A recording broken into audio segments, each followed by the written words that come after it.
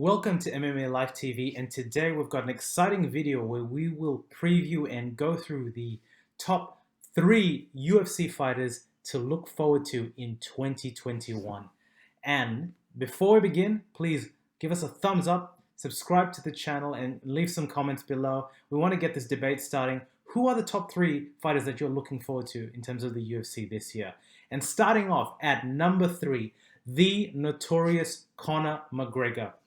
It's exciting to have Conor McGregor back, and it's exciting to have a really motivated Conor McGregor. I don't think we've quite seen this version of Conor McGregor, who is older, who's got a shaved head, and who seems to have a new rebirth in terms of fighting and looks really focused on letting his fists do the talking, as opposed to some of his pre-fight antics. And this is a Conor McGregor that not a lot of people are used to. I think a lot of people really enjoyed the Conor McGregor come up. You know, the Jose Aldo, the Eddie Alvarez, the Nate Diaz. Those 2 fights. Everyone really loved that brash Conor McGregor, and I think this is chapter 2. If we take a step back and look at all the stimuli and all the interviews that are coming to happen now, Conor McGregor is really a new fighter. Like the image that he's projecting is new. He seems extremely focused. He's saying all the right things. And the right things are for Conor McGregor to fight multiple times in the year 2021. And you will recount, before we had COVID, last year in 2020, Conor had a similar vibe in that he wanted to fight multiple times. And, you have the champions such as Davison Figueiredo.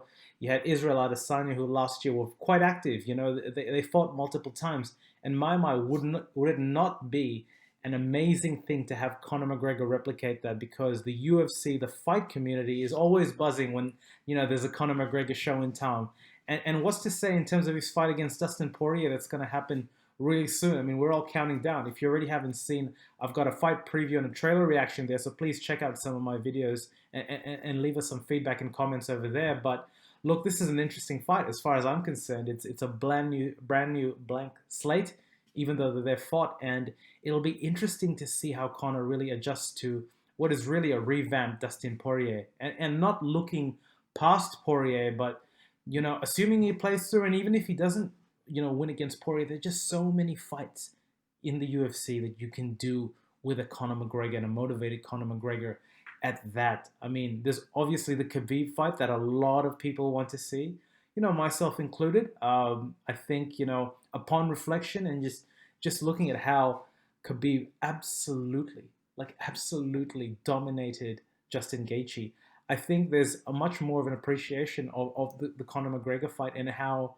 he really put a level of resistance on Khabib that not many, if any, person has actually kind of done. So, when you think about it, and you can only think about these things in retrospect, does it warrant necessarily a rematch? Warrant in the equitable sense? Maybe not, but would it be an entertaining fight? Hell yeah.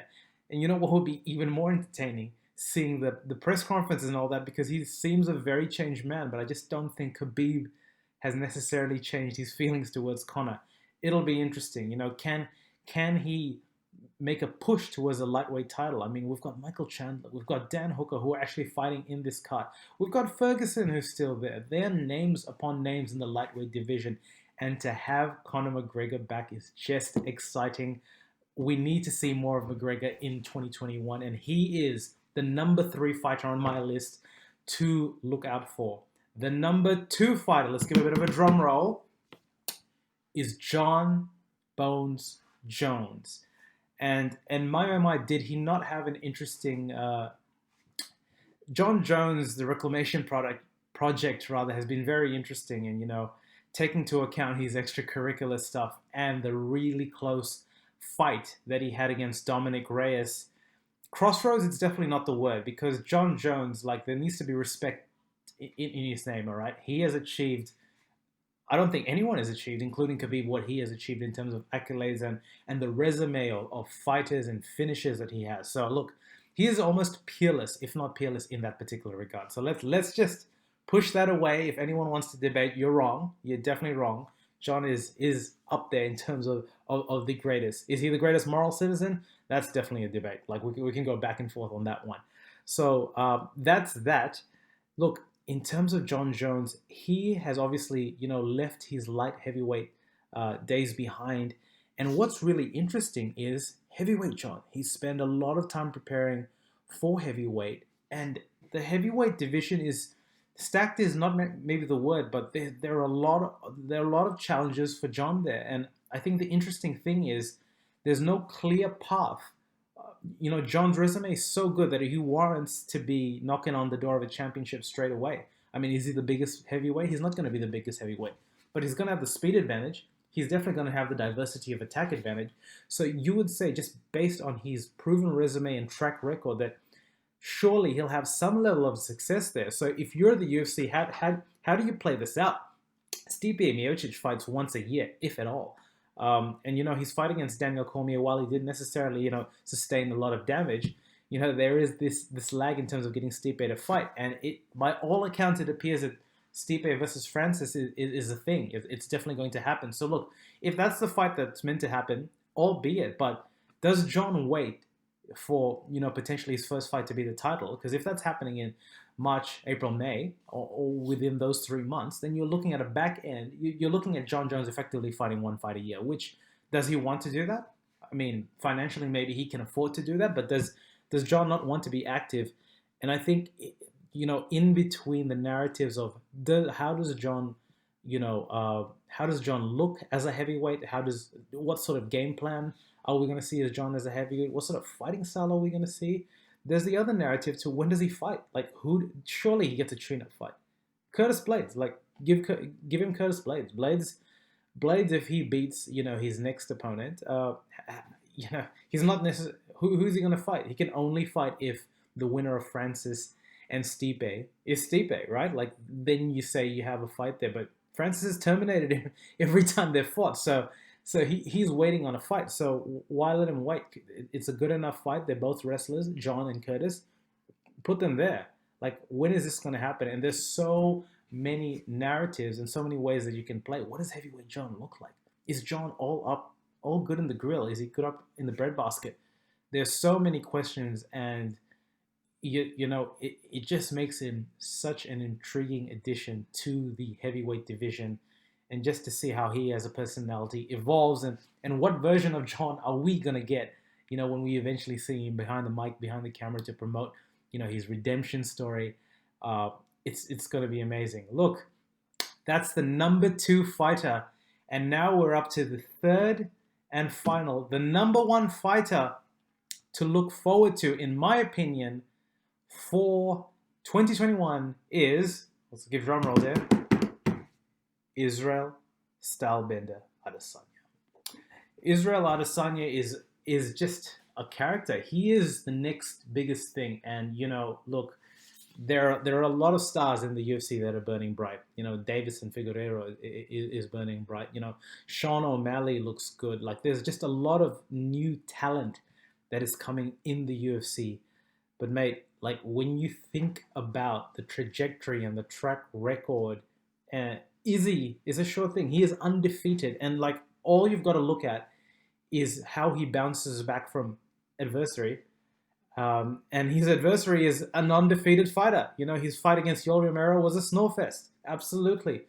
But the way he was able to take all that animosity, and to be honest, that fight against Paulo Costa almost has shades of Dustin Poirier and Conor McGregor, doesn't it? The first fight, in terms of the mind games that he played. But let's disembark on the mind games, because Izzy is a master of that. And he seems to kind of be like Conor McGregor in the come-up in terms of his personality and just how loud he is, right? So look, he's an exciting fighter on and off the court, in the cage rather. So like, we want to see him. And Israel Adesanya has a chance to be, one of the chosen few who have got 2 belts in 2 weight classes. And the interesting thing to me is he obviously has a fight against Jan Blachowicz rather. Jesus, I killed that one. In 2021, and again, he has to get past Jan. Jan hits like a freaking Mack truck, and if Jan hits you, you're definitely going to be seeing stars. But assuming he passes that test, what does he do?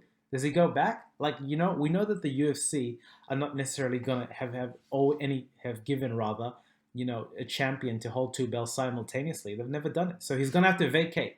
He's definitely going to have to vacate one. And it just has me thinking that he will definitely vacate the light heavyweight, even though he gets there. And it's just going to cause a lot of pandemonium. But such is the legend that Israel Adesanya is carving in terms of the fights, in terms of the persona. He's been the first UFC fighter with a major shoe deal in Puma. He is blazing paths that not a lot, if any fighter has ever seen.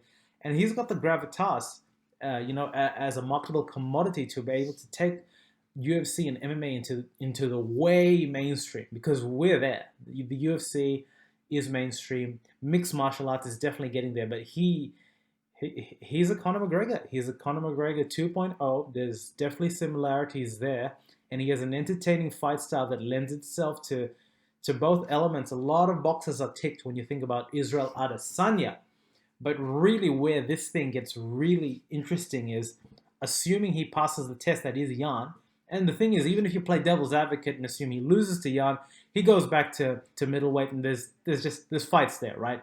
There's the Robert rematch.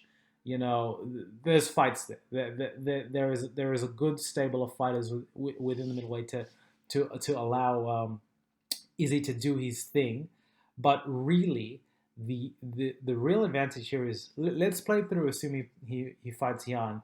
That Jon Jones fight, the animosity, the Twitter beef that both these guys had in late 2020 was a sight to behold, and something that you don't even see in The Bold and the Beautiful and dramas like that. So look, there is enough heat, there is enough beef. That stock can be reheated. All right, people definitely want to see that, and I see that as a fight. Like, let's play out if John versus Curtis Blades and says, like, I don't want to wait. He beats Blades, Izzy beats Jan. What's to stop these two from having just a mega fight while they're trying to figure out each other's respective divisions? It just makes too much sense. And that's why, all things considered, Israel Adesanya, in my view, my humble view, is the number one fighter in the UFC to look out for in 2021. That was a mouthful, guys. Tell me, what do you think? Am I wrong? Am I completely off my rockers? There's so many, talented fighters in the UFC, and outside the UFC, for that fact of the matter, I will be researching and making a outside of the UFC list in terms of fighters to look out for. But what do you think? What are your comments? Give us a thumbs up, subscribe to the channel, don't forget to give us support, and leave your comments below. Am I on the right stratosphere, or are there some guys that I've completely missed the mark on and that need to be added to this list? Thank you for tuning in, and chat soon.